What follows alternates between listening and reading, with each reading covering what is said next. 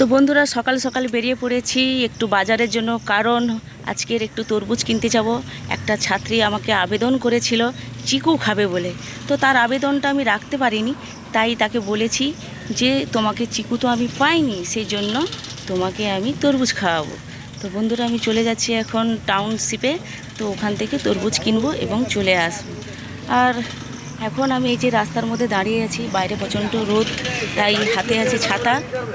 আর এইভাবেই দেখা যাক। তো বন্ধুরা সুপ্রভাত, সবাই দিনটা আজ ভালো থাকুক, কাটুক। কারণ এখন আমি বাইরে আছি, তাই একটু কথাটা একটু বলতে একটু তো বন্ধুরা ঘুরতে ঘুরতে চলে এলাম নদীর ধারের কাছে, ওই যে নৌকা বাঁধা আর একেবারেই নদীর ধারে।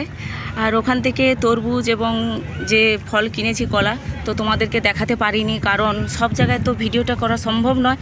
তার উপরে মেন কথা হচ্ছে আমার ব্যাক ক্যামেরাটা খুবই খারাপ, তাই আমি ভাবছি যে একটু যখন এখানে এসেছি আমাদের নদী ধারে একটু না গেলে কিন্তু হয় না। সব সময় তো লোকেরা সন্ধ্যাবেলাতে আসে, কিন্তু আজকের আমি এসেছি দিনের বেলা। দেখতে পাচ্ছ কত সুন্দর জায়গাটা।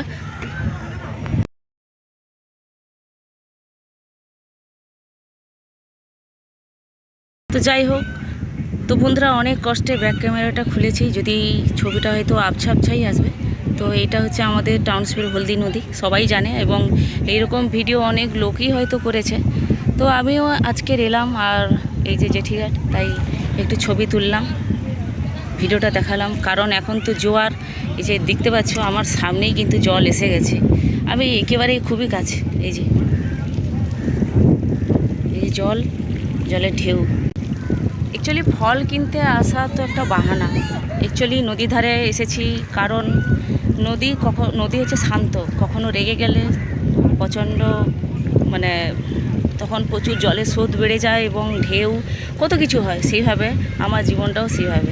তাই মানুষের সাথে বেকার নিজের মনের কথা না বলে মনে হয় একটু নদী ধারে এসে যদি বসে তার হাওয়াটা যদি আমরা পাই, তাতে মনে হয় আমাদের মনটা অনেক শান্তিতেই থাকবে। তাই একটু নদী ধারেই চলে এলাম। আমি আর বেশিক্ষণ থাকবো না, কারণ মেয়েরা এখনও সেফটি নয়। তো আমি ভিডিও করতে আসছি, অনেক লোক আমাকে পিছনে অনেক বাজে বাজে কথা বলছে, উল্টাপাল্টা। তো আমার মনে হয় ফলটা যে আমি কিনেছি সেটা বাড়িতে গিয়ে দেখাবো। তো আমি আর বেশিক্ষণ থাকবো না, এই একটু পরেই চলে যাব। তো বন্ধুরা দেখতে থাকো এবং পাশে থাকো। আর ওই সময় হয়তো তোমরা শুনতে পেয়েছো কি পাওনি। তো বন্ধুরা সুপ্রভাত, সবাই ভালো থাকো।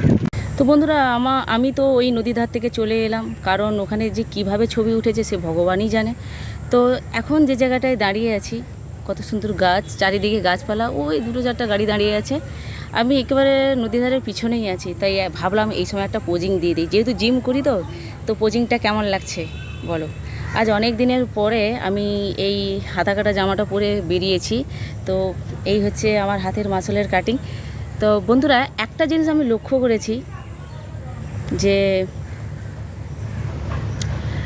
আমাদের মেয়েদেরকে এই সমাজ কিন্তু বাঁচতেই দিবে না। পুরুষ শাসিত সমাজ এখনোই রয়ে গেছে, মেয়েরা এখনও স্বাধীন নয়। তো যাই হোক, কিন্তু ভাই খুবই বিপজ্জনক। তো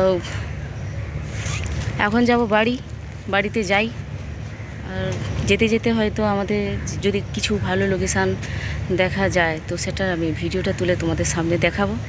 তো চলতে থাকো বন্ধুরা। তো এবার চলছি আমি বাড়ির দিকেই চলছি।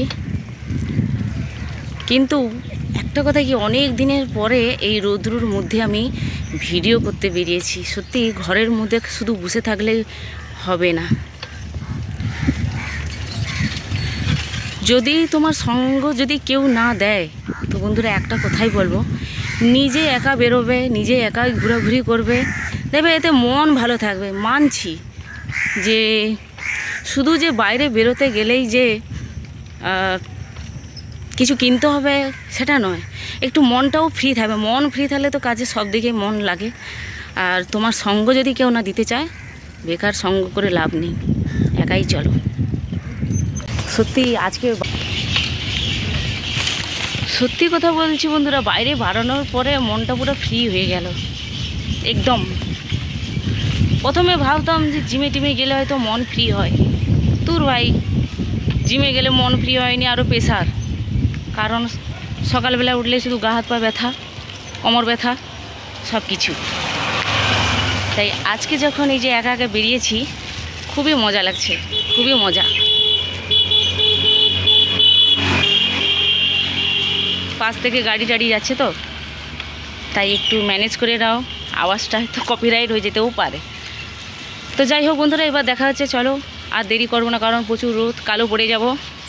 তাই এবার যাচ্ছি আমি বাড়িতে গিয়ে দেখাবো কি করি। আর তারপর 2টায় আমার ডিউটি আছে, তো দেখতে থাক, চলতে থাক। তো বন্ধুরা, আমি বাড়ি চলে এসেছি এবং ফ্রেশও হয়ে গেছি, আর নাইটিও পরে নিয়েছি। আর এই যে তরমুজ, এতটা, যেহেতু মেয়েটা আমার কাছ থেকে খেতে চেয়েছে, তাই একটু ভালো দেখে দিতে হবে, কারণ তারা তো আর বারবার চাইবে না, একবারই চেয়েছে। তো আমার সবথেকে ভালো লাগছে, তারা কিন্তু অনেক বড় বাড়ির মেয়ে, তারপরেও যখন আমার কাছ থেকে খেতে চেয়েছে, তো এটাই আমার কাছে অনেকটাই বড়। নিশ্চয়ই আমি তাদের কাছে ভালো, তারা আমার ভালো ব্যবহার দেখেছে।